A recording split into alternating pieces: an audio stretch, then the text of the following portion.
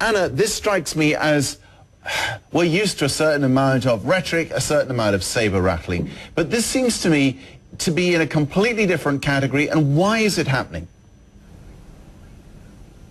Yeah, they're certainly up the ante, haven't they, Charles? With the threat of a preemptive nuclear strike would suggest that North Korea has nuclear capabilities. Now, we know that it doesn't have missiles that could potentially hit the United States. We know that. The analysts have said that. They are, of course, developing their nuclear weapons program, but they're a long way off from putting a miniaturized warhead on a missile and sending it 10,000 kilometers to mainland USA. Why is it doing it now? Well, I think, Charles, it's fair to say that this is all about North Korea's sovereignty and protecting its sovereignty. It's about getting the world's attention, certainly the United States' attention, and being a relevant player on the international landscape. So obviously it's got everyone's attention. These international UN sanctions, I should say, that were voted unanimously by the UN Security Council in New York, they send a very strong message to North Korea, and certainly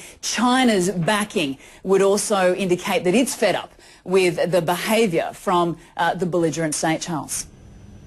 Yes, I mean, you put your finger on one of the most interesting points here, which is the role of China. I mean, the sanctions were the outcome of a long series of negotiations between the United States primarily and the Chinese. Do you think that the Chinese are actually probably saying to the North Koreans, back down, guys, because we're not going to support you? I think there's no doubt that China all along has been asking North Korea to tone down its behaviour, perhaps not in the way that we are seeing right now, because obviously China, opting to back, the international community and these UN sanctions, it's a very strong move.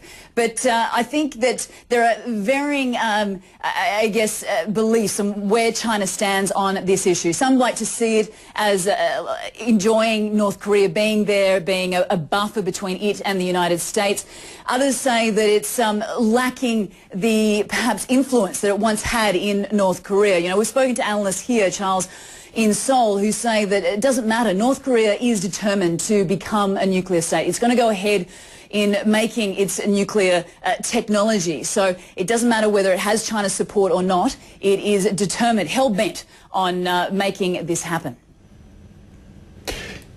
What about the role of the Americans in all of this? I mean, if there is some kind of assault on South Korea, let's say a conventional one, the Americans have, 26,000 troops there.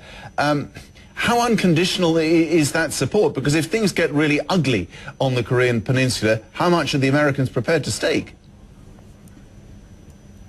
Well, I mean, that's the concern, isn't it? That there could be some sort of provocation, whether it's some sort of armed skirmish or a raid, like we saw back in 2009 when North Korea put troops into the DMZ, that could then perhaps trigger some sort of outbreak of hostilities between the two Koreas. The United States has made it very clear that it is here to back South Korea, and it is prepared to fight on South Korea's behalf. As far as the nuclear capabilities go, the United States, I should say, says that South Korea comes under its nuclear umbrella. So if it was to break out in war, Charles, God forbid, I certainly can safely say the United States would be on this side of the border.